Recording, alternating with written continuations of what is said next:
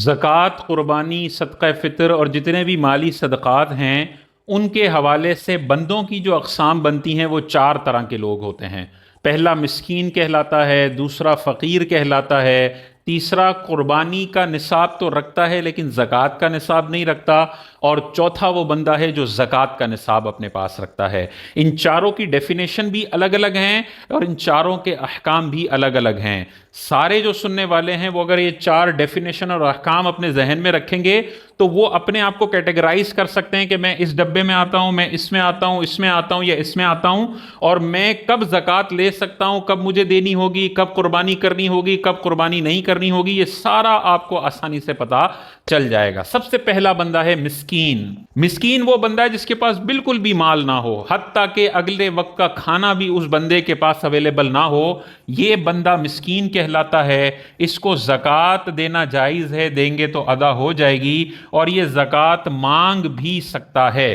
آپ بغیر مانگے اس کو زکوٰۃ دیں گے تو بھی ادا ہو جائے گی، اور یہ مانگ کر آپ سے لیتا ہے تب بھی آپ دیں گے تو بھی ادا ہو جائے گی۔ اس کو مانگنا جائز ہے، اس کے لیے سوال کرنا حرام، بھیک مانگنا حرام نہیں ہے۔ دوسرا وہ بندہ ہے جو فقیر کہلاتا ہے، جس کو ہم شرعی فقیر کہتے ہیں۔ شرعی فقیر کون ہوتا ہے؟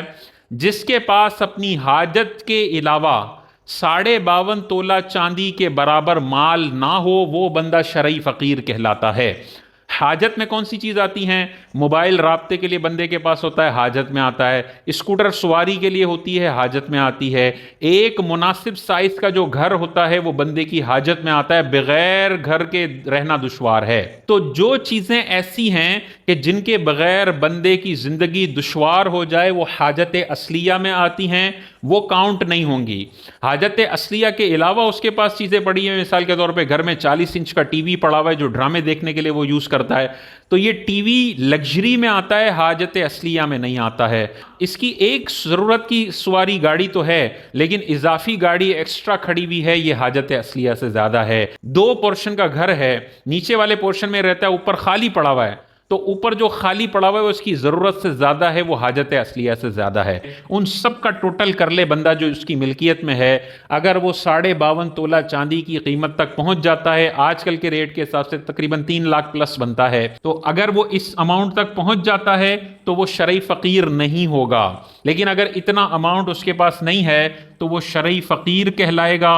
اس کو زکوٰۃ دے سکتے ہیں لیکن وہ زکوٰۃ مانگ نہیں سکتا۔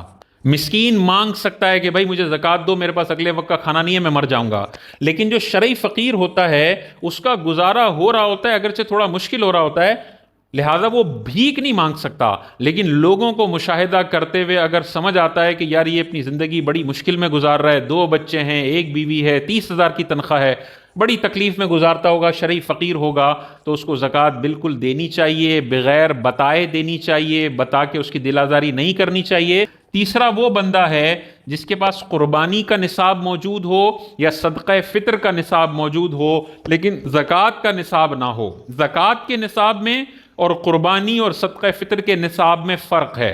قربانی کا نصاب کیا ہے؟ شرعی فقیر نہ ہونے کے لیے جو نصاب ضروری ہے وہی قربانی کا نصاب ہے، یعنی حاجت اصلیہ کے علاوہ بندے کے پاس اگر 52.5 تولہ چاندی جتنا مال ہے، یعنی تھوڑا سا سونا پڑا ہوا ہے، تھوڑی سی چاندی پڑی ہوئی ہے، تھوڑا سا کیش پڑا ہوا ہے، اور گھر میں ڈیکوریشن کے پیس پڑے ہوئے ہیں، یہ سارے ٹوٹل کرتا ہے اگر وہ، اور ٹوٹل کرنے کے بعد اس کی مالیت 52.5 تولہ چاندی کو ٹچ کر جاتی ہے تو یہ مالک نصاب کہلائے گا۔ اب پھر یہ دیکھنا ہوگا کہ اگر مثال کے طور پر اس کے پاس کیش پڑا ہوا ہے، مثال کے طور پر کیش اس کے پاس ₹1,00,000 پڑا ہوا ہے، اور دوسرا گھر میں ڈیکوریشن کا سامان ہے، یا مثال کے طور پہ اضافی ایک گھر ہے جو کرائے پہ چڑھانے کے لیے اس نے لیا ہے، اس کی قیمت مثال کے طور پہ بن رہی ہے 40 لاکھ، تو یہ ٹوٹل 41 لاکھ روپے کا مالک ہے۔ اب 41 لاکھ روپے 52.5 تولہ چاندی سے پلس ہیں تو یہ مالک نصاب ہے، لیکن یہ اگر اس کے بعد ₹1,00,000 کیش کے علاوہ اور کچھ بھی نہیں ہے، صرف ایک ایکسٹرا گھر پڑا ہوا ہے، تو قربانی کے حساب سے تو یہ مالک نصاب ہے، لیکن زکوٰۃ کے حساب سے مالک نصاب نہیں ہے، کیونکہ زکوٰۃ کا نصاب علیحدہ ہے، وہ بھی ہم ڈسکس کر لیتے ہیں۔ تو ہم یہ والی مثال لے کر چلتے ہیں، 40 لاکھ روپے اس کے پاس اضافی گھر کے طور پر پڑے ہوئے ہیں، گھر ایکسٹرا ہے، اس کی رہائش کا نہیں ہے، اور 1,00,000 روپے کیش پڑے ہوئے ہیں، دونوں کو ملایا تو 52.5 تولہ چاندی کو ٹچ کر گیا، یہ مالک نصاب ہے۔ اس پر زکوٰۃ تو نہیں ہے. لاکھ روپے کیش پڑا ہو تو زکوٰۃ نہیں ہے. گھر پر جو کرائے کے لیے لیا ہو, بیچنے کی نیت سے نہ ہو, اس پر زکوٰۃ نہیں ہوتی. تو اس بندے پر زکوٰۃ تو نہیں ہے, لیکن اس کا نصاب, قربانی والا نصاب ویلڈ مانا جا رہا ہے, تو قربانی ہر سال اس پر واجب ہوگی اگر قربانی کے دنوں میں یہ مال اس کے پاس ہے. صدقہ فطر جو عید الفطر پر لازم ہوتا ہے وہ بھی اس پر لازم ہوگا, کیونکہ صدقہ فطر کا نصاب پورا ہو رہا ہے. اچھا, اس پر زکوٰۃ تو واجب نہیں ہے, لیکن زکوٰۃ یہ کسی سے لے نہیں سکتا ہے. ٹھیک ہے, زکوٰۃ لازم نہیں ہے دینا, لیکن یہ نہیں کہ وہ یہ کہے کہ یار میرے پاس زکوٰۃ واجب نہیں ہے تو اب میرے لیے لینا جائز ہو گیا. نہیں بھائی, آپ پر قربانی کا نصاب آپ پورا کر رہے ہیں تو اب آپ نے قربانی بھی دینی ہے, صدقہ فطر بھی دینا ہے, اور زکوٰۃ آپ نہیں لے سکتے. زکوٰۃ صرف اور صرف فقیر لے سکتا ہے اور مسکین لے سکتا ہے. چوتھا وہ بندہ ہے جس کے پاس مال زکوٰۃ اتنی مقدار میں ہو کہ 52.5 تولہ چاندی کو ٹچ کر جائے. اور مال زکوٰۃ کیا ہے؟ سونا, چاندی, کرنسی, مال تجارت.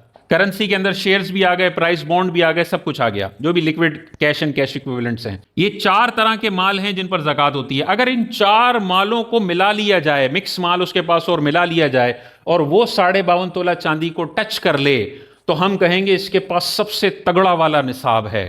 اس کے پاس وہ والا نصاب ہے جس پر زکوٰۃ بھی لازم ہوتی ہے, جس پر قربانی بھی لازم ہوتی ہے, جس پر صدقہ فطر بھی لازم ہوتا ہے, اور وہ زکوٰۃ لے بھی نہیں سکتا, زکوٰۃ کسی سے مانگ بھی نہیں سکتا, بلکہ اسے اس مال پر زکوٰۃ بھی دینی ہے, اس پر قربانی بھی کرنی ہے, اس پر صدقہ فطر بھی اس پر واجب ہوگا. تو اگر مال زکوٰۃ 52.5 تولہ چاندی کو ٹچ کر جاتے ہیں تو زکوٰۃ بھی ٹریگر ہوگی, قربانی بھی ٹریگر ہوگی, صدقہ فطر بھی ٹریگر ہوگا.